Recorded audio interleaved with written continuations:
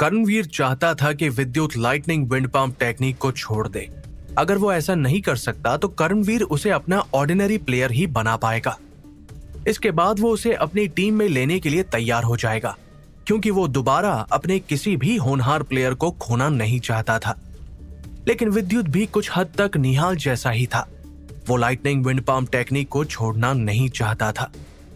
इसलिए कर्णवीर विद्युत को अपना ऑर्डिनरी प्लेयर बनाने के लिए तैयार था। हेड्स के अंडर भी प्लेयर्स को अलग अलग कैटेगरीज में डिवाइड किया गया था। ऑर्डिनरी और कोर प्लेयर्स के बीच फासला बहुत ज्यादा था। उसकी बात सुनने के बाद विद्युत ने कर्णवीर की तरफ देखा और कहा, ठीक है सर, मैं आपका ऑर्डिनरी प्लेयर बनने के लिए तैयार हूं। इतना कहकर उसने अपना सिर झुका लिया। ये देखकर कर्णवीर झट से बोला, तुम्हें यह सब करने की जरूरत नहीं है, ऐसा सिर्फ कोर प्लेयर्स ही करते हैं। वैसे भी कर्णवीर जानता था कि विद्युत लाइटनिंग विंड पंप टेक्निक सीख रहा है। अगर वो इसमें माहिर हो गया तो वो कोर प्लेयर्स को भी पीछे छोड़ देगा। वो विद्युत पर कोई प्रेशर नहीं डालना चाहता था। आखिर विद्युत जो चाहता था उसे वो मिल ही गया। वो इस वक्त धीमे से मुस्कुरा रहा था। उसने कर्णवीर को इसलिए चुना था क्योंकि वो अपने लिए एक स्ट्रॉन्ग बैकग्राउंड चाहता था। विद्युत की नजरों में इस वक्त कर्णवीर के ऑर्डिनरी प्लेयर्स को सुशील के कोर प्लेयर्स से कई गुना बेहतर ट्रीटमेंट दिया जाता था। सुशील अपने प्लेयर्स को लेकर बिल्कुल भी सीरियस नहीं था, और तो और कर्णवीर के पास अथॉरिटीज भी थी। वो एकेडमी के बहुत से फैसले अकेले लेते थे। उसका नाम हायर अथॉरिटीज में शामिल था और कर्णवीर के ऑर्डिनरी प्लेयर्स को कोई कुछ नहीं कह सकता था। इसके साथ साथ कर्णवीर एक भरोसेमंद इंसान था। भले ही विद्युत उसका ऑर्डिनरी प्लेयर बन चुका था, लेकिन मुसीबत आने पर वो अपने सभी प्लेयर्स को प्रोटेक्ट करता था। कर्णवीर की टीम में शामिल होने के बाद जब विद्युत ने दूसरे प्लेयर्स की तरफ देखा तो उनकी आंखों में विद्युत के लिए जेलसी साफ नजर आ रही थी। हर प्लेयर कर्णवीर की टीम में आना चाहता था, पर अफसोस उनकी किस्मत विद्युत जैसी नहीं थी। भले ही विद्युत कर्णवीर का सिर्फ ऑर्डिनरी प्लेयर ही बन सका था, लेकिन इसके बावजूद भी सबको उससे जलन हो रही थी, क्योंकि कर्णवीर किसी भी प्लेयर को अपनी टीम में ना लेने का फैसला कर चुका था। पर विद्युत के केस में ऐसा नहीं हुआ।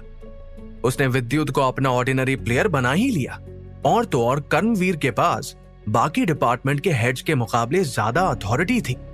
एकेडमी के सभी हेड्स उसकी रिस्पेक्ट करते थे। मुझे तो यकीन ही नहीं हो रहा है कि ये कर्णवीर सर की टीम में शामिल हो चुका है। रणविजय इस वक्त बहुत गुस्से में लग रहा था। विद्युत की मुश्किलें बढ़ने के बजाय रणविजय के लिए एक नई मुश्किल खड़ी हो चुकी थी। कर्णवीर के पास कुछ ऐसी अथॉरिटीज थी जो किसी के पास नहीं थी। विद्युत उसका सिर्फ ऑर्डिनरी प्लेयर बना था, लेकिन फिर भी उसे मिलने वाला ट्रीटमेंट कोर प्लेयर्स जैसा ही होने वाला था। फाइनली अब विद्युत ने राहत की सांस ली। उसने सबसे पहले एक्स्ट्राऑर्डिनरी प्लेयर्स में अपनी जगह बना ली थी। सब शिवा और उसके प्लान के मुताबिक चल रहा था। विद्युत ने पहले ही एक्स्ट्राऑर्डिनरी प्लेयर्स में अपनी जगह बना ली थी। अब उसका दूसरा पड़ाव भी पूरा हो चुका था। उसने अपने लिए एक स्ट्रॉन्ग बैकग्राउंड चुन लिया था। एक्स्ट्राऑर्डिनरी प्लेयर बनना और स्ट्रॉन्ग बैकग्राउंड चुनना, विद्युत ये 2 सीढ़ियां चढ़ चुका था। अगले कुछ दिनों तक सब लोग मिलकर उस गुफा के रखवाले को ढूंढने में जुट गए, लेकिन उन्हें वो कहीं दिखाई नहीं दिया। वो बुरी तरह घायल हो चुका था। वो ज्यादा दूर नहीं भाग सकता था, लेकिन कोई उसकी परछाई तक को ढूंढ नहीं पाया था। इतना ही नहीं, हायर अथॉरिटीज भी इस वक्त उसे ढूंढने के लिए कड़ी मेहनत कर रही थी। कोई नहीं जानता था कि विद्युत एक अकेला ऐसा प्लेयर था जो जिंदा लाश को ढूंढ सकता था। लेकिन विद्युत जो चाहता था उसने वो हासिल कर लिया था। अब वो दोबारा शक की सुई को अपनी तरफ मोड़ना नहीं चाहता था। धीरे धीरे कुछ लोग वापस एकेडमी आ गए, लेकिन करीब 15 दिन तक अथॉरिटीज पाठक पैलेस के आसपास उस आदमी को ढूंढती रही, पर उन्हें उसके खिलाफ कोई सुराग नहीं मिल पाया। जिसके बाद बचे हुए लोग भी एकेडमी वापस आ गए। प्लेयर्स को पाठक पैलेस से वापस आए अभी सिर्फ 3 ही दिन हुए थे कि तभी वहां एक दिन पाठक पैलेस में दफन की गई लाशों में अजीब सी आवाजें आने लगी। पाठक पैलेस में रहने वाले जिन लोगों को मौत के बाद जमीन में दफना दिया गया था, उनका खून मिट्टी में मिल चुका था। कहा जाता है कि कभी कभी सबसे खतरनाक जगह पर छुपाना फायदेमंद होता है। उस जगह पर भी इल्यूजन टेक्निक का इस्तेमाल किया गया था। सब कुछ मेरे प्लान के मुताबिक हुआ है। अचानक वो जिंदा लाश जमीन की मिट्टी में से बाहर निकलते हुए बोली। उसने खुद को मरे हुए लोगों के साथ जमीन में दफना लिया था। वो आम इंसानों जैसा बिल्कुल नहीं था। अगर देखा जाए तो उसे किसी अधमरे इंसान के साथ कंपेयर किया जा सकता था। बाहर सूरज की रोशनी मिलने पर अब उसकी ताकत और बढ़ती जा रही थी। उसने धीरे धीरे वक्त के साथ खुद को ताकतवर बना लिया। अब वो एक्स्ट्राऑर्डिनरी प्लेयर्स के 5th लेवल तक पहुंच चुका था। उसके चेहरे की डरावनी मुस्कुराहट में न जाने कितने राज छुपे हुए थे। सब कुछ उसके प्लान के मुताबिक चल रहा था। वो जानता था कि अकेडमी उसे ढूंढने जरूर आएगी, लेकिन उसे अकेडमी के लोगों का डर नहीं था। उसे तो विद्युत से डर लग रहा था। वो जितना ज्यादा विद्युत को दिए गए अपने सामान के बारे में सोच रहा था, उसका गुस्सा उतना ही बढ़ता जा रहा था। उसने कभी सोचा नहीं था कि एक दिन उसका सामना ऐसे प्लेयर से होगा जो पलक झपकते ही उसकी जान ले सकता है। उसने विद्युत को सारा सामान सिर्फ और सिर्फ अपनी जान बचाने के लिए दिया था। विद्युत ने भी इनाम मिलने के बाद उसे ढूंढने की कोशिश नहीं की, वरना वो अपनी आंखों की शक्ति और इल्यूजन टेक्निक का तोड़ निकालकर इस जिंदा लाश को पल भर में पकड़ सकता था। दिन यूं ही बीत गए। एक दिन विद्युत अपने रूम की बिल्डिंग से फ्लोटिंग कैसल से आती हुई रोशनी को निहार रहा था। ट्रायल शुरू होने में अब सिर्फ 2 महीने बाकी हैं, विद्युत ने सोचते हुए कहा। ट्रायल्स की तारीख भी धीरे धीरे नजदीक आती चली जा रही थी। ये ट्रायल्स एक प्लेयर की जिंदगी को पूरी तरह से बदल कर रख सकते थे। इससे सबसे ज्यादा फायदा ऐसे प्लेयर्स को होने वाला था जिनके पास स्ट्रॉन्ग बैकग्राउंड नहीं था। अगर प्लेयर्स ने इस मौके को गवा दिया तो वो अकेडमी के आम प्लेयर बनकर ही रह जाएंगे। ट्रायल्स की वजह से एक प्लेयर अपनी पूरी जिंदगी को बदल कर रख सकता था। तभी विद्युत ने खुद से बातें करते हुए कहा, मुझे ट्रायल्स में हिस्सा लेना ही होगा। हर 5 साल बाद अकेडमी में प्लेयर्स को एग्जामिनेशन से गुजरना पड़ता था, और तो और 5 साल बाद आने वाले ये फ्लोटिंग कैसल से जुड़ा हुआ ट्रायल्स प्लेयर्स के लिए बेहद खास था। अगर किसी प्लेयर ने इस अपॉर्चुनिटी को मिस कर दिया तो वो 5 साल के लिए पीछे रह जाएगा, और विद्युत ऐसा नहीं चाहता था। जब से विद्युत की शक्तियां बढ़ी थी तब से उसके साथ सब अच्छा ही हो रहा था। उसने ईगल अकेडमी से फ्यूचर वॉरियर अकेडमी में आने का सफर बहुत ही जल्द तय कर लिया था। फ्यूचर वॉरियर अकेडमी में आने के बाद भी विद्युत ने कड़ी मेहनत से खुद को इस मुकाम तक पहुंचाया था। 1 साल पहले विद्युत के पास कुछ नहीं था, लेकिन अब धीरे धीरे वो अपने सपनों की तरफ बढ़ने लगा था। वक्त बीतने के साथ विद्युत एक्स्ट्राऑर्डिनरी प्लेयर्स के दूसरे लेवल पर पहुंच चुका था। मिशन से वापस आने के बाद विद्युत और उसके साथियों के रास्ते बदल चुके थे। तभी शुभम विद्युत के पास आया और उसके कंधे पर हाथ रखते हुए बोला, विद्युत, मिशन के दौरान तुमने बहुत बार मेरी जान बचाई है। तुम्हारी वजह से ही मुझे इतने सारे बैटल पॉइंट्स भी मिल पाए। फ्यूचर में मैं तुम्हारा यह एहसान जरूर चुकाऊंगा। इतना कहने के बाद शुभम वहां से चला गया। विद्युत चुपचाप उसे जाते हुए देख रहा था। उसके अकेडमी में ज्यादा दोस्त नहीं थे। वो पहले ही अनिरुद्ध और अर्जुन को पीछे छोड़ चुका था। अब एक शुभम ही था जो विद्युत को अच्छी तरह से समझता था। वो दोनों एक टीम बनकर अच्छा काम कर सकते थे। जब विद्युत अचानक जंगल में कहीं गायब हो गया था, तब भी शुभम अकेला ही था जिसे उसके जाने का गम था। अब सभी प्लेयर्स आने वाले ट्रायल्स की प्रैक्टिस कर रहे थे। पलक झपकते ही 15 दिन भी बीत गए। अब उस गुफा के बारे में बाकी अकेडमीज को पता चल चुका था और सब इस बारे में ही सोच रहे थे, लेकिन विद्युत का अब उस गुफा से कोई लेना देना नहीं था। वो बस अपनी प्रैक्टिस पर फोकस करना चाहता था। इसलिए विद्युत ने फैसला किया कि वो सबसे पहले अपने बैटल पॉइंट्स और क्रिस्टल से अपने लिए कुछ मेडिसिनल हर्ब्स खरीदेगा, ताकि वो अपनी ताकत और प्रैक्टिस करने की स्पीड को बढ़ा सके। विद्युत सिल्वर वॉल टेक्निक के 10th लेवल पर पहुंच चुका था, जिसके बाद उसकी रफ्तार धीमी पड़ने लगी थी। वो अब कछुए की रफ्तार से भी धीमे आगे बढ़ रहा था। 11th level silver wall technique का आखिरी पड़ाव था, जिस तक पहुंचने के बाद विद्युत का शरीर पूरी तरह से स्ट्रॉन्ग बन जाएगा। इस किताब में लिखा था कि 11th लेवल पर पहुंचने के बाद एक प्लेयर तीसरे लेवल के प्लेयर को भी सिर्फ अपनी फिजिकल स्ट्रेंथ का इस्तेमाल करके हरा सकता है। ऐसे में विद्युत को अपनी इनर स्ट्रेंथ का इस्तेमाल करने की भी जरूरत नहीं थी। वो सोच रहा था कि अब आगे बढ़ने के लिए उसे करीब 100 या 200 क्रिस्टल का इस्तेमाल करना होगा, लेकिन करीब 1000 क्रिस्टल का इस्तेमाल करने के बाद भी विद्युत अपने मकसद में कामयाब नहीं हो पाया। 1000 क्रिस्टल और 1000 बैटल पॉइंट्स का इस्तेमाल करने के बाद भी विद्युत सिर्फ 10th लेवल के पीक तक ही पहुंच पाया था। वो अब भी 11th लेवल से कुछ कदम दूर था। ये सब होने के बाद विद्युत ने मायूस होते हुए गहरी सांस ली और कहा, इतने सारे बैटल पॉइंट्स इस्तेमाल करने के बाद भी मेरी प्रोग्रेस स्पीड बढ़ नहीं पा रही है। शायद तभी ज्यादा प्लेयर्स बॉडी स्ट्रेंथनिंग पर फोकस नहीं करते, क्योंकि बॉडी को स्ट्रांग बनाना इतना भी आसान नहीं है। मेरे पास अभी कुछ क्रिस्टल और बैटल पॉइंट्स बचे हैं। पता नहीं मैं 500 पॉइंट्स इस्तेमाल करने के बाद भी आगे बढ़ पाऊंगा या नहीं। विद्युत अपने क्रिस्टल और बैटल पॉइंट्स को यूं ही जाया नहीं करना चाहता था। उसे इन्हें संभाल कर रखना था ताकि वो फ्लोटिंग कासल से जुड़े ट्रायल्स में अच्छा परफॉर्म कर सके। क्या विद्युत सिल्वर वॉल टेक्निक के 11th लेवल पर पहुंच पाएगा?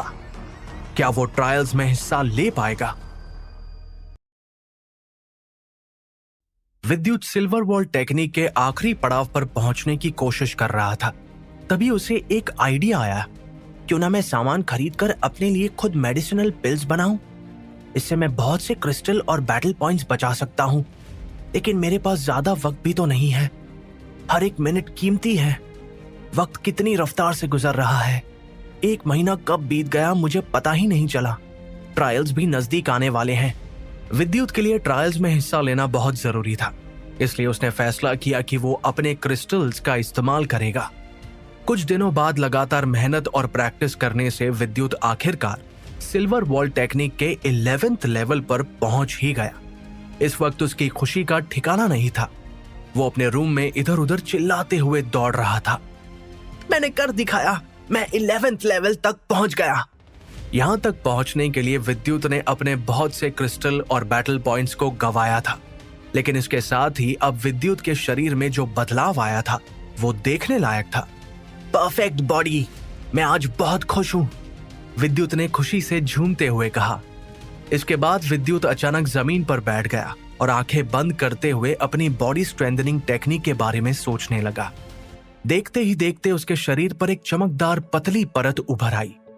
अब विद्युत सिर्फ अपनी बॉडी स्ट्रेंथनिंग टेक्निक्स के साथ ही 3rd लेवल पर मौजूद खुद से कई गुना ताकतवर प्लेयर्स का सामना कर सकता था। अगर अब उसे आग का भी सामना करना पड़े तो आग उसका कुछ नहीं बिगाड़ पाएगी। विद्युत सिल्वर वॉल टेक्निक को सीखने के साथ साथ हेवनली विंड गार्ड टेक्निक पर भी फोकस कर रहा था। वो इसके 4th लेवल पर पहुंच चुका था।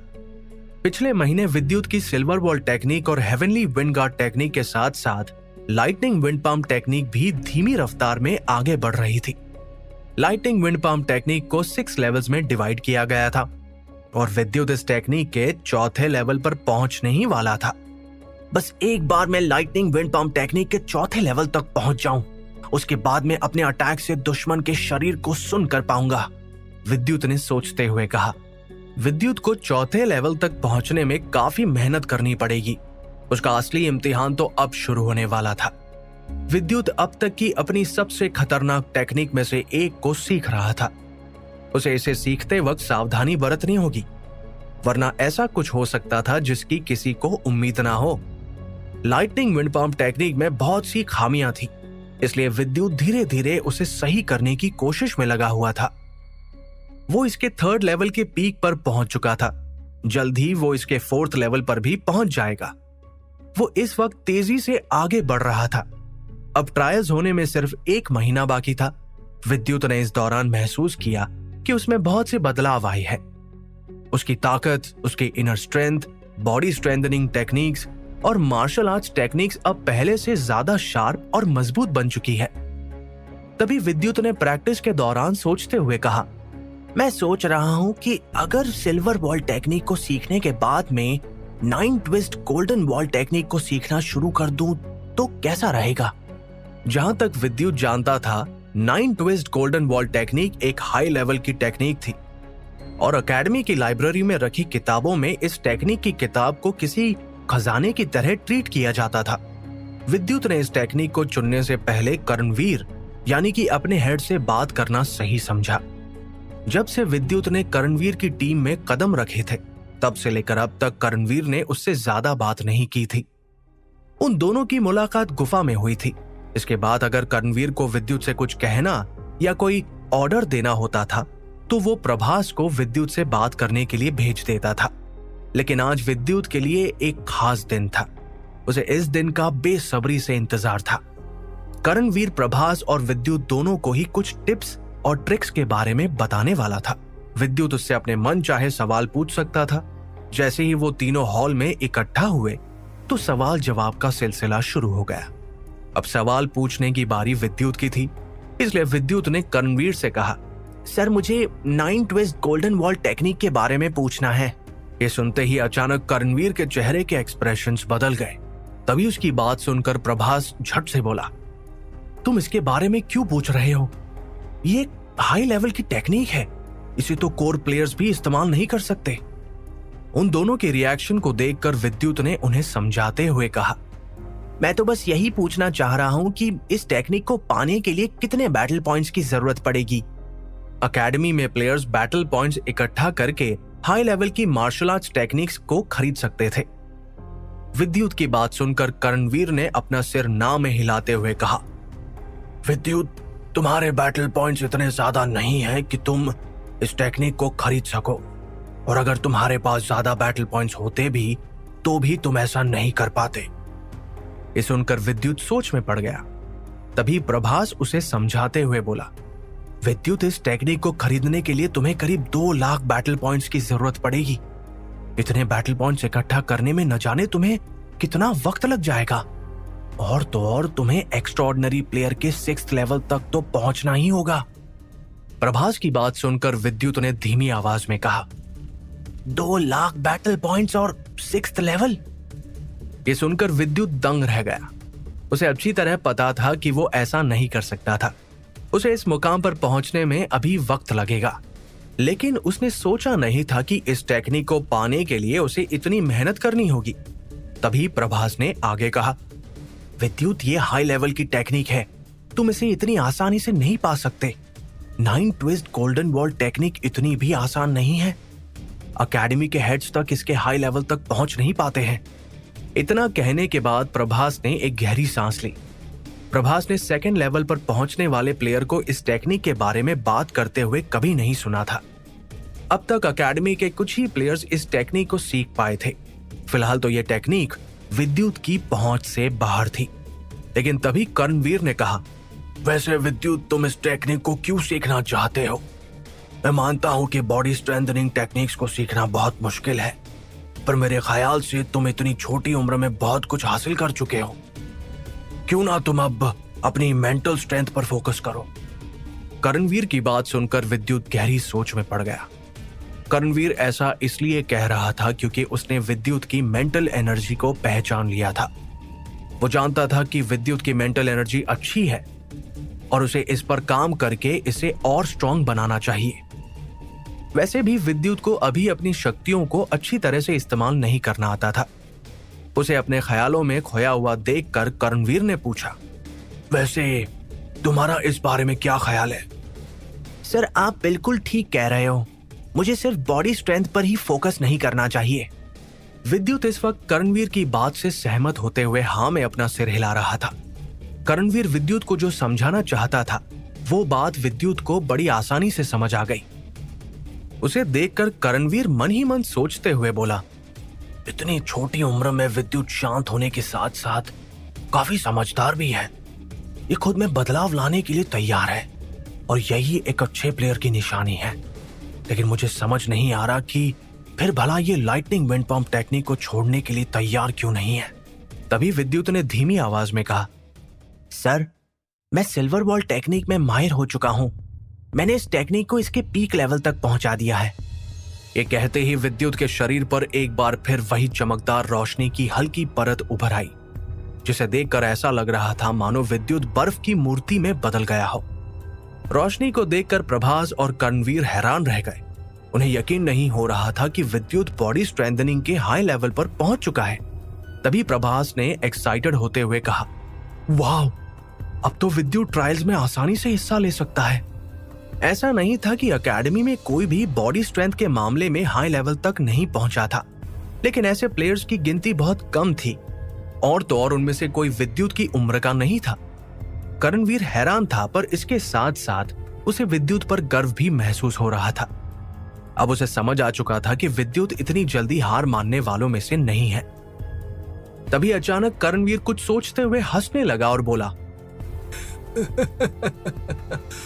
वैसे विद्युत 9 ट्विस्ट गोल्डन बॉल टेक्निक को हासिल करना इतना भी मुश्किल नहीं होगा। भले ही तुम अभी एक्स्ट्राऑर्डिनरी प्लेयर्स के दूसरे लेवल पर पहुंचे हो और तुम्हारे पास ज्यादा बैटल पॉइंट्स भी नहीं है, पर फिर भी एक तरीका है जिससे तुम इस टेक्निक को पा सकते हो। ये सुनकर विद्युत एक्साइटेड हो गया और झट से बोला, सर प्लीज बताइए ना, मैं ऐसा क्या कर सकता हूं जिससे मुझे ये टेक्निक सीखने का मौका मिल जाए। तुम्हें ट्रायल्स में हिस्सा लेना होगा। ये सुनकर विद्युत और प्रभास एक दूसरे की तरफ देखने लगे। सब जानते थे कि ट्रायल्स कितने इंपॉर्टेंट है। इनकी मदद से प्लेयर हाई लेवल की टेक्निक ही नहीं बल्कि कुछ ऐसे हथियार भी पा सकते थे जिन्हें इस्तेमाल करने की इजाजत प्लेयर्स को नहीं थी। प्रभास और विद्युत का मुंह खुला का खुला रह गया था। वो सोच रहे थे कि न जाने आखिर उस फ्लोटिंग कासल में ऐसा क्या है। विद्युत समझ चुका था कि करणवीर क्या कहने की कोशिश कर रहे हैं। मुझे और भी बहुत जरूरी काम खत्म करने हैं। विद्युत, अब तुम वापस जा सकते हो। इसके बाद विद्युत वहां से चला गया। उसके जाते ही करणवीर विद्युत के बारे में सोचते हुए बोला, विद्युत की परफॉर्मेंस को ध्यान में रखते हुए उसकी बॉडी स्ट्रेंथनिंग से ये ट्रायल्स में हिस्सा जरूर ले पाएगा। अब वहां सिर्फ प्रभास और करणवीर ही बचे थे। तभी प्रभास ने करणवीर से पूछा, सर क्या आप चाहते हैं कि मैं विद्युत की इन ट्रायल्स में हिस्सा लेने में मदद करूं? ये सुनकर करणवीर ने कहा, नहीं, इसकी कोई जरूरत नहीं है। ये ट्रायल्स तुम्हारे लिए भी उतने ही इंपॉर्टेंट है जितने कि विद्युत के लिए। ये 5 साल में एक बार आते हैं और मैं नहीं चाहता कि तुम इतने अच्छे मौके को गवा दो। मेरे सभी स्टूडेंट्स में से तुम सबसे ज्यादा स्ट्रांग हो। अभी तुम्हें यह चांस गंवाना नहीं चाहिए। ये सुनकर प्रभास ने हाँ में अपना सिर हिला दिया। क्या विद्युत ट्रायल्स में हिस्सा ले पाएगा? क्या वो अपने नए गोल को अचीव करने में कामयाब हो पाएगा या नहीं?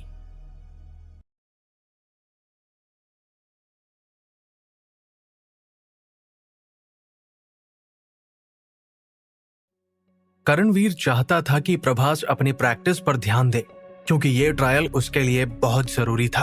अब प्रभास को समझ आ गया था कि किसी नए प्लेयर के आने की वजह से करणवीर के नजरों में उसकी अहमियत कम नहीं हुई थी, और विद्युत पर वक्त जाया करना उनके लिए ठीक नहीं था। वैसे भी एक ऐसा प्लेयर जो लाइटनिंग विंड पाम टेक्निक को सीख रहा हो, उसकी जान कभी भी जा सकती थी। कुछ देर बाद प्रभास भी हॉल से बाहर चला आया। उसके जाते ही करणवीर मन ही मन बड़बड़ाया, विद्युत ने मेरे एक बार कहते ही बॉडी स्ट्रेंथनिंग को छोड़कर मेंटल एनर्जी स्ट्रेंथ पर फोकस करने का फैसला कर लिया। मुझे उसकी ये बात बहुत पसंद आई, पर मुझे समझ नहीं आ रहा है कि ये लड़का लाइटनिंग विंड पाम टेक्निक को छोड़ने के लिए तैयार क्यों नहीं है। करणवीर से बात करने के बाद विद्युत वापस अपने रूम में आ गया था। अब उसे इतना तो समझ आ चुका था कि उसकी फाउंडेशन स्ट्रांग हो चुकी है। उसे बॉडी स्ट्रेंथनिंग पर और ज्यादा काम करने की जरूरत नहीं है। शायद अब उसे अपने लिए एक ऐसा रास्ता चुनना चाहिए जिस पर चलकर वो अपनी मंजिल के और नजदीक पहुंच जाए। फिलहाल विद्युत 9 ट्विस्ट गोल्डन बॉल टेक्निक पर ध्यान नहीं देना चाहता था, क्योंकि अभी इसके लिए उसके पास इतने बैटल पॉइंट्स नहीं थे कि वो इस टेक्निक को खरीद सके। वैसे भी वो अभी सिर्फ दूसरे लेवल पर ही पहुंचा था। अगर उसे इस टेक्निक को सीखना था तो उसका एक ही तरीका था, और वो था ट्रायल्स में हिस्सा लेना। विद्युत ये सब सोच ही रहा था कि तभी उसने धीमी आवाज में कहा, बॉडी स्ट्रेंथनिंग का प्रोसेस बहुत धीमा था, और अगर मैं बॉडी स्ट्रेंथनिंग पर ही टिका रहा तो इससे अगले लेवल पर जल्दी नहीं पहुंच पाऊंगा। अब करणवीर और उस जिंदा लाश ने भी विद्युत की मेंटल एनर्जी के बारे में कहा था। शायद विद्युत को अब सब कुछ छोड़ छाड़ कर अपनी मेंटल एनर्जी पर ध्यान देना चाहिए। आने वाले कुछ दिनों तक विद्युत फ्लोटिंग कासल से जुड़े ट्रायल्स की तैयारी करने लगा। इस ट्रायल्स में सिर्फ 10 प्लेयर्स ही हिस्सा ले सकते थे। ये कंपटीशन बहुत टफ होने वाला था। अकेडमी में सिर्फ एक विद्युत ही नहीं था जो ट्रायल्स के लिए कड़ी मेहनत कर रहा था। कोर प्लेयर्स भी जी जान से खुद को ताकतवर बनाने में जुटे हुए थे। प्रैक्टिस के दौरान शुभम कभी कभी विद्युत से मिलकर उसके साथ फाइट करता था ताकि उन दोनों को अपनी अपनी काबिलियत का अंदाजा हो जाए। पिछले कुछ वक्त में नील तीसरे लेवल पर पहुंच चुका था, लेकिन इसके बावजूद भी वो शुभम का मुकाबला नहीं कर सकता था। भले ही शुभम भी विद्युत की तरह टैलेंट के मामले में कुछ खास अच्छा नहीं था, पर उसमें विद्युत जैसी ही क्वालिटीज थी। एक दूसरे से फाइट करने के दौरान उन्हें ये तो पता चल चुका था कि अगर वो दोनों चाहें तो खुद से ताकतवर प्लेयर का भी सामना कर सकते हैं। ऐसे ही कुछ दिन प्रैक्टिस करने के बाद एक दिन विद्युत और शुभम एक बार फिर हॉल में एक दूसरे के साथ मुकाबला करने पहुंच गए। पिछली बार तुमने बहुत अच्छा परफॉर्म किया था, देखते हैं कि इस बार तुम्हारे अंदर क्या बदलाव आए हैं, शुभम ने विद्युत की तरफ देखते हुए कहा। वो दोनों इस वक्त एक दूसरे के आमने सामने खड़े हुए थे और फिर जैसे ही उन दोनों के बीच मुकाबला शुरू हुआ तो शुभम ने ऊंची आवाज में कहा, वेव स्वॉर्ड मैनुअल टेक्निक। इतना कहकर शुभम ने अपनी तलवार को कसकर पकड़ लिया और उसे हवा में चलाने लगा। ये देखकर विद्युत ने हैरान होते हुए कहा, तुमने हाई लेवल की टेक्निक सीख भी ली? मुझे तो यकीन ही नहीं हो रहा है। Well done Shubham. इतना कहने के बाद विद्युत मुस्कुराने लगा और फिर उसने लाइटनिंग विंड पंप टेक्निक का इस्तेमाल करना शुरू कर दिया। वो दोनों एक दूसरे से जैसे ही टकराए तो अचानक शुभम कुछ कदम पीछे हट गया। शुभम इस वक्त हाई लेवल की टेक्निक का इस्तेमाल कर रहा था और तो और उसके पास एक लो लेवल की तलवार भी थी, लेकिन शुभम को हराने के लिए विद्युत के 10 अटैक्स काफी थे और उसे अपनी सिर्फ 70% स्ट्रेंथ का ही इस्तेमाल करना था। अब तो विद्युत दूसरे लेवल पर पहुंचने वाले प्लेयर्स को बड़ी ही आसानी से हरा सकता था। विद्युत की ताकत देखकर शुभम ने कहा, विद्युत मैं भले ही कितनी भी हाई लेवल टेक्निक्स क्यों ना सीख लूं, लेकिन तुम्हारा मुकाबला नहीं कर पाऊंगा और मुझे ये स्वॉर्ड स्किल देने के लिए थैंक यू। विद्युत जानता था कि वो शुभम पर आंखें बंद करके भरोसा कर सकता है, इसलिए उसने लाइब्रेरी से सीखी हुई वेव स्वॉर्ड मैनुअल स्किल को शुभम के साथ शेयर कर लिया। और तो और इस बात के लिए किसी को उन पर शक भी नहीं हुआ, क्योंकि हाल ही में उन्हें मिशन पूरा करने पर बहुत सारे बैटल पॉइंट्स और क्रिस्टल मिले थे। प्लेयर्स आसानी से इसकी मदद से कोई भी हाई लेवल की टेक्निक को खरीद सकते थे। तभी फाइट के दौरान शुभम ने विद्युत की तरफ देखते हुए कहा, विद्युत मेरे हिसाब से तुम्हारी ताकत एक्स्ट्राऑर्डिनरी प्लेयर्स के 4th लेवल तक पहुंच चुकी है। मुझे लगता है कि तुम आसानी से ट्रायल्स में हिस्सा ले पाओगे, लेकिन जहां तक मुझे लगता है तुम्हें अपने लिए एक हथियार भी खरीद ही लेना चाहिए, इससे तुम्हारी ताकत और बढ़ जाएगी। हथियार? विद्युत ने सोचते हुए कहा। वो दोनों बातें करते हुए एक दूसरे से फाइट भी कर रहे थे। तभी विद्युत सोच में पड़ गया, क्योंकि अब विद्युत का तीर कमान पुराना होता जा रहा था। उसकी ताकत के हिसाब से विद्युत को कोई नया हथियार चाहिए था। वैसे भी ट्रायल्स नजदीक आ चुके थे, तुम्हें अपने लिए एक हथियार तो लेना ही चाहिए, शुभम ने आगे कहा। उसकी बात सुनकर विद्युत ने हाँ में अपना सिर हिला दिया। कुछ देर बाद जब उन दोनों के बीच मुकाबला खत्म हुआ तो विद्युत मिशन डिपार्टमेंट की तरफ चला आया। जब विद्युत मिशन डिपार्टमेंट में रघुवीर से मिला तो रघुवीर उसको देखकर बहुत खुश हुआ। विद्युत ने उसे बताया कि वो अपने लिए एक हथियार ढूंढ रहा है। इस पर रघुवीर ने मुस्कुराते हुए कहा, अगर ऐसी बात है तो मैं हथियारों पर तुम्हें 20% डिस्काउंट दे देता हूँ। ये सुनकर विद्युत हैरान रह गया। अकेडमी में किसी भी प्लेयर को हथियार खरीदने पर इतना डिस्काउंट नहीं दिया जाता था। इसके बाद रघुवीर विद्युत को एक बड़े से हॉल की तरफ ले आया। वहां तरह तरह के हथियार रखे हुए थे और तो और वहां कुछ प्लेयर्स हथियार बनाने का काम भी कर रहे थे। मिशन डिपार्टमेंट में प्लेयर्स को सिर्फ मिशन के लिए तैयार ही नहीं किया जाता था, बल्कि उन्हें अलग अलग हथियार बनाने भी सिखाए जाते थे। वहां हथियारों की लाइन लगी हुई थी, जिनमें से कुछ छोटे, कुछ नुकीले तो कुछ इतने भारी थे कि नॉर्मल प्लेयर्स एक हाथ से उन्हें उठा भी नहीं सकते थे। ये सब देखकर विद्युत की आंखें चमकने लगी थी। उसने पहली बार इतने अलग अलग तरह के हथियार देखे थे। ऐसा लग रहा था मानो वो किसी सुनार की दुकान पर पहुंच चुका हो, जहां हर एक हथियार को किसी हीरे जवाहरात की तरह सजा कर रखा गया था। अब विद्युत को एक्साइटमेंट होने लगी थी। वो जल्द से जल्द अपने लिए एक अच्छा सा हथियार खरीदना चाहता था, लेकिन एक मुश्किल थी। ये हथियार दिखने में जितने सुंदर लग रहे थे उतने ही महंगे भी थे। इनकी कीमत बहुत ज्यादा थी। हजारों क्रिस्टल और बैटल पॉइंट्स देने के बाद प्लेयर सिर्फ लो लेवल के हथियार ही खरीद सकते थे। अगर किसी प्लेयर को मिडिल लेवल के हथियार खरीदने हो तो उनकी कीमत कम से कम 10,000 बैटल पॉइंट्स थी। लेकिन विद्युत रघुवीर के पसंदीदा प्लेयर्स में से एक था, इसलिए वो उसके हॉल के कोने में बने एक रूम में ले गया जहां लो लेवल के बेस्ट हथियार रखे हुए थे। अब रघुवीर धीरे धीरे विद्युत को वहां रखे एक एक हथियार के बारे में बता रहा था। विद्युत, वो सामने ब्लैक विंड स्वॉर्ड रखी हुई है। ये तुम्हारी ताकत को करीब 20% तक बढ़ा देगी। इसकी मदद से तुम्हारी स्पीड 3% तक बढ़ जाएगी। इसका इस्तेमाल करते वक्त तुम हवा की रफ्तार को कंट्रोल कर सकते हो। ये एक लो लेवल का हथियार है जिसके लिए तुम्हें 6,600 बैटल पॉइंट्स देने होंगे। फ्लोइंग फेदर सेबर, ये किसी पक्षी के पंख से भी हल्की है, लेकिन ये किसी भी चीज को चुटकियों में 2 हिस्सों में काट सकती है। इससे तुम्हारी स्पीड 30% तक बढ़ जाएगी। इससे तुम अपनी ताकत को 30% बढ़ा सकते हो। ये एक लो लेवल का हथियार है जिसके लिए तुम्हें 5,800 बैटल पॉइंट्स देने होंगे। इसके बाद रघुवीर ने वहां रखे एक चमकदार हथियार की तरफ इशारा करते हुए कहा, ये है रेड सेबर। इसे लाल क्रिस्टल से बनाया गया है। इससे तुम अपनी ताकत को 40% तक बढ़ा सकते हो। और तो और इससे होने वाला खतरा भी बढ़ जाता है अगर इसे अपनी फायर स्किल के साथ इस्तेमाल किया जाए। इसके लिए तुम्हें 5,500 बैटल पॉइंट्स देने होंगे। विद्युत चुपचाप एक एक करके वहां रखे लो लेवल के हथियारों की तरफ देख रहा था। उसके हिसाब से इनकी कीमत बहुत ज्यादा थी, लेकिन इनसे होने वाला फायदा भी 2 गुना था। विद्युत को ब्लैक विंड स्वॉर्ड सबसे ज्यादा पसंद आई थी, लेकिन उसकी कीमत विद्युत के लिए फिलहाल तो बहुत ज्यादा थी। विद्युत, इन हथियारों को बनाने के लिए मटेरियल कॉस्ट बहुत ज्यादा लगती है, इसलिए इनका प्राइस भी ज्यादा है, रघुवीर ने मुस्कुराते हुए कहा। रघुवीर ने विद्युत को 20% डिस्काउंट देने का वादा किया था। इतना डिस्काउंट तो वो कोर प्लेयर्स को भी नहीं देता था। सिर्फ एकेडमी के हेड्स को इतना डिस्काउंट दिया जाता था। रघुवीर की बात सुनकर विद्युत ने हाँ में अपना सिर हिला दिया और वहां रखे अलग अलग हथियार जैसे कि तलवार, चाकू, तीर कमान, इन सब की तरफ देखने लगा। लेकिन विद्युत को तलवारों में कोई दिलचस्पी नहीं थी।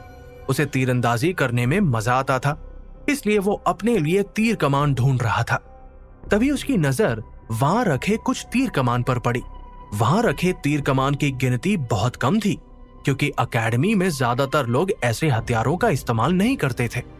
जब रघुवीर ने देखा कि विद्युत को तीर कमान में दिलचस्पी है, तो वो उसे वहां रखे तीर कमान के बारे में बताने लगा। यह हेवनली ईगल बो है। इसकी रेंज 2 मील तक है।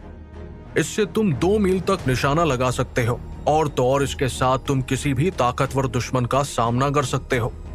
इसके साथ तुम ऐसे दुश्मनों को मार सकते हो जिनकी स्ट्रेंथ 4th लेवल के प्लेयर्स जितनी हो, और इसके लिए तुम्हें 3,600 बैटल पॉइंट्स खर्च करने होंगे।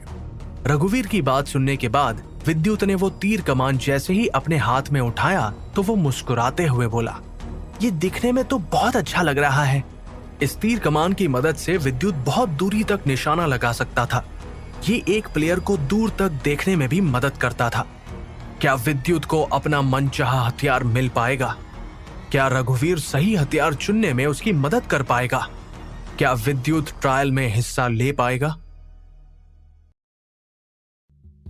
नया तीर कमान एक प्लेयर को दूर तक देखने में भी मदद करता था, लेकिन विद्युत पर इसका कोई असर नहीं होने वाला था, क्योंकि उसकी आंखों की शक्ति इतनी बढ़ चुकी थी कि उसे दूर तक देखने के लिए इस तीर कमान की मदद की जरूरत नहीं थी। तभी रघुवीर ने विद्युत को दूसरा तीर कमान दिखाते हुए कहा, यह पुराने जमाने का एंशिएंट आयरन बो है। यह प्लेयर के कवच के 4 लेयर्स तक अंदर घुस सकता है, लेकिन इसके लिए बॉडी स्ट्रेंथ जैसे कि हाथ की पकड़ की मजबूती और दूर देखने की क्षमता की जरूरत पड़ती है। इसकी कीमत सिर्फ 2,900 जादुई क्रिस्टल है। इसके बाद विद्युत ने वहां रखे दूसरे तीर कमान की तरफ देखा।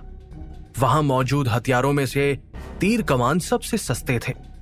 इसके बाद विद्युत ने एक नजर रघुवीर की तरफ देखा और पूछा, सर इतने सारे हथियार हैं लेकिन तीर कमान की गिनती बहुत कम है औरतों और इनकी कीमत भी ज्यादा नहीं है, ऐसा क्यों?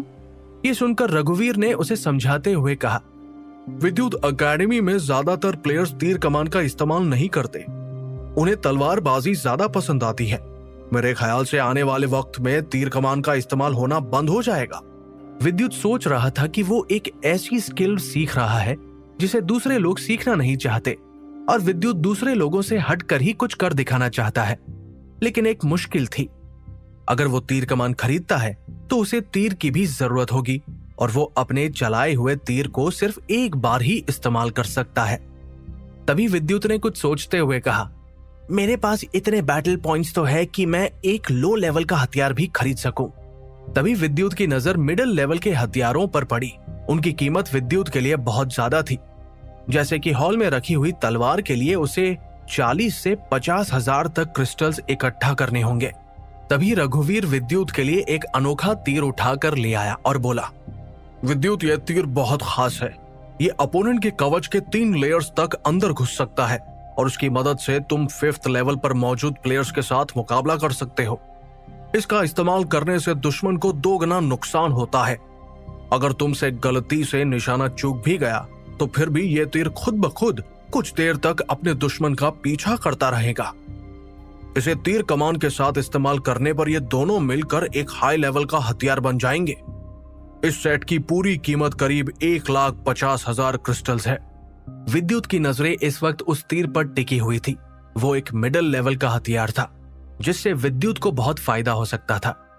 विद्युत नीले और लाल रंग के तीर की तरफ बड़े ध्यान से देख रहा था। उसे छूते ही विद्युत को महसूस हुआ कि इसे किसी खास धातु से बनाया गया है। इसका साइज भी दूसरे तीर कमान से छोटा था। इससे तुम किसी भी एक्स्ट्राऑर्डिनरी प्लेयर जो 5th लेवल पर पहुंच चुका हो उसे हरा सकते हो, और तो और तुम इसकी मदद से खुद से 2 गुने ताकतवर जानवर को भी मार सकते हो। विद्युत अब इस तीर कमान के बारे में ही सोच रहा था। उसे एक नजर में ही ये तीर पसंद आ गया था, लेकिन तीर कमान और इस तीर की कीमत बहुत ज्यादा थी।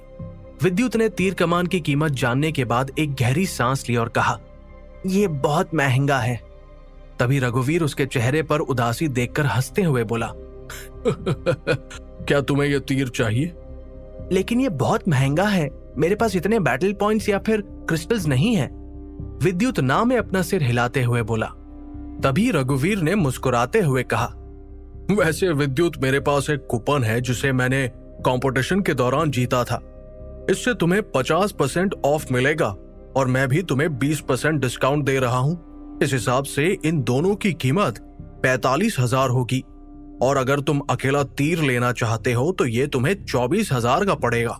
वैसे तो मिशन डिपार्टमेंट में ऐसा पहले कभी नहीं हुआ। मैं हर प्लेयर को तीर कमान के साथ ही बेचता हूं, लेकिन अगर तुम सिर्फ तीर कमान खरीदना चाहते हो तो आने वाले 3 सालों के अंदर अंदर तुम्हें इसके तीर भी धीरे धीरे खरीदने होंगे, क्योंकि बिना तीरों के कमान का कोई काम नहीं है। अगर विद्युत तीर को ना खरीद कर सिर्फ कमान को खरीदे तो भी उसकी ताकत 30% तक बढ़ जाएगी। विद्युत के पास इतने बैटल पॉइंट्स या क्रिस्टल्स नहीं थे कि वो अकेला सिर्फ कमान भी खरीद सके। इसलिए उसने अपना दिमाग चलाया और रघुवीर की तरफ देखते हुए कहा, क्या आप मुझे कुछ बैटल पॉइंट्स उधार दे सकते हैं? एक बार मैं हिस्सा ले लूं तो कैसल के अंदर जाने पर मुझे कुछ स्किल्स और हथियार मिल जाएंगे, जिसके बाद मैं आपके बैटल पॉइंट्स वापस लौटा दूंगा। रघुवीर को विद्युत की चमकती हुई आंखों में उम्मीद नजर आ रही थी। वो विद्युत की उम्मीद को तोड़ना नहीं चाहता था। उसके लिए हथियारों से ज्यादा उसके प्लेयर्स मायने रखते थे। इसलिए उसने कुछ देर सोचने के बाद हाँ में अपना सिर हिलाते हुए कहा, ठीक है विद्युत। रघुवीर अच्छी तरह जानता था कि विद्युत कितना टैलेंटेड है। उसने उसे गुफा में प्रतीक के साथ फाइट करते हुए देखा था। उसे पता था कि विद्युत ट्रायल्स में हिस्सा लेने के काबिल है। ट्रायल्स की बात हो ही रही थी तो रघुवीर के मन में एक ख्याल आया और उसने विद्युत को समझाते हुए कहा, विद्युत, मैं तुम्हें चौकन्ना करना चाहता हूँ। ट्रायल्स में हिस्सा लेकर जीतने के बाद प्लेयर्स को फ्लोटिंग कैसल के अंदर जाने का मौका मिलता है। वहां मिलने वाली चीजें किसी खजाने से कम नहीं है, और उन चीजों को पाना इतना भी आसान नहीं होगा। वहां मौजूद चीजें सिर्फ कुछ गिने चुने प्लेयर्स को ही मिल पाती है। सिर्फ एक रणविजय ही है जिसे अपने वक्त में उस फ्लोटिंग कैसल से बेशकीमती चीजें मिली थी। उसके बाद करणवीर सर को भी सिर्फ 2 बार वहां से खास हथियार मिले हैं। इतने सालों से इन दोनों के अलावा किसी प्लेयर की किस्मत इतनी अच्छी नहीं रही। रघुवीर को अपने बैटल पॉइंट्स की फिक्र नहीं थी। वो अच्छी तरह जानता था कि विद्युत को जड़ी बूटियों से दवाइयां बनाना आती है और वो आसानी से मेहनत करके इतने पॉइंट्स कमा सकता था। रघुवीर तो सिर्फ उसे चौकन्ना करने की कोशिश कर रहा था। मुझे इतना सब बताने के लिए थैंक यू सर। मुझे पता है आपको मुझसे बहुत उम्मीदें हैं। मैं आपको कभी निराश नहीं करूंगा। विद्युत के इतना कहते ही रघुवीर ने उसे वो तीर कमान दे दिया। अकेडमी में सिर्फ 2 डिपार्टमेंट के हेड्स को ही विद्युत की फिक्र थी। इसके बाद जैसे ही विद्युत तीर कमान लेकर वहां से जाने लगा तो अचानक वहां रखे तीर अपने आप उस तीर कमान से आकर जुड़ गए। ये देखकर विद्युत हैरान रह गया। इस पर रघुवीर उसे समझाते हुए बोला, विद्युत, तीर और तीर कमान का रिश्ता माँ और बेटे की तरह होता है। तीर वापस तीर कमान के पास आ ही जाते हैं। तभी विद्युत ने वो तीर रघुवीर को देते हुए कहा, अगली बार मैं इन्हें जरूर लेकर जाऊंगा। फिलहाल विद्युत सिर्फ तीर कमान ही ले जा सकता था। इसके बाद विद्युत ने अपने बचे हुए बैटल पॉइंट से कुछ हाई क्वालिटी के तीर खरीदे और फिर वो मिशन डिपार्टमेंट से बाहर आ गया। रास्ते में वापस आते हुए विद्युत को प्लेयर्स की तालियों और हूटिंग की आवाज सुनाई दी। स्टेज के आसपास बहुत भीड़ जमा थी। बहुत वक्त से किसी ने कोर प्लेयर को चैलेंज नहीं किया है। आज फाइट देखने में मजा आएगा, एक प्लेयर ने कहा। प्रतीक 4थे लेवल पर पहुंच चुका है। उसे दूसरे प्लेयर्स को चैलेंज करने का पूरा हक है, वहां मौजूद दूसरे प्लेयर ने कहा। वो दोनों ही एक्स्ट्राऑर्डिनरी प्लेयर्स के 4th लेवल पर पहुंच चुके थे। विद्युत ने देखा कि वो दोनों अचानक फाइट के दौरान एक दूसरे से टकराए। वो उनमें से प्रतीक को अच्छी तरह पहचानता था। विद्युत जब तक वहां पहुंचा तब तक मुकाबला खत्म होने वाला था। तभी अचानक प्रतीक ने ऊंची आवाज में कहा, पार्शियल मून फ्लाइंग 9 टेक्निक। इतना कहने के बाद उसने हवा में जैसे ही अपना हाथ उठाया तो उसके हाथ से निकलती हुई रोशनी से उसके सामने खड़े कोर प्लेयर के शरीर पर अनगिनत चोट के घाव उभर आए।